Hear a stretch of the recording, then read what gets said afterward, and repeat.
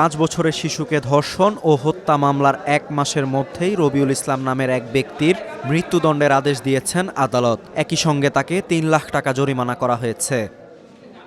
19 August Narail শিশু সহিংসতা দমন ট্রাইব্যুনালের বিচারক এই মামলার রায় ঘোষণা করেন। রাষ্ট্রপক্ষের আইনজীবী জানান, নড়াইলে এত দ্রুত কোনো মামলার রায় হওয়ার ঘটনা এটিই প্রথম। এখানে আসামির মৃত্যুদণ্ডাদেশ এবং 3 লক্ষ টাকার জরিমানার আদেশ দিয়েছেন আদালত। এই মামলায় যাতে যে আদেশ হয়েছে এটা দ্রুততম সময়ের ভিতরে বাস্তবায়ন হয়। আদালত সূত্রে জানা যায়, গত 20 জুলাই বিকেলে নিজ বাড়ি থেকে হঠাৎ নিখোঁজ হয় শিশুটি।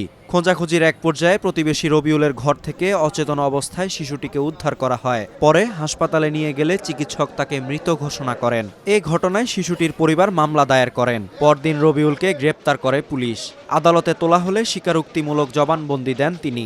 28 জন সাক্ষী সাক্ষ্য গ্রহণ ও তথ্য প্রমাণের ভিত্তিতে আদালত এ রায় দেন।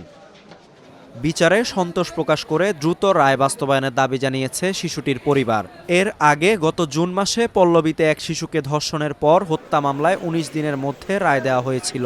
আর ময়মনসিংহে এক শিশুকে দলবদ্ধ ধর্ষণের পর হত্যা মামলায় 25 দিনের মধ্যে আসামিকে মৃত্যুদণ্ড দিয়েছেন আদালত।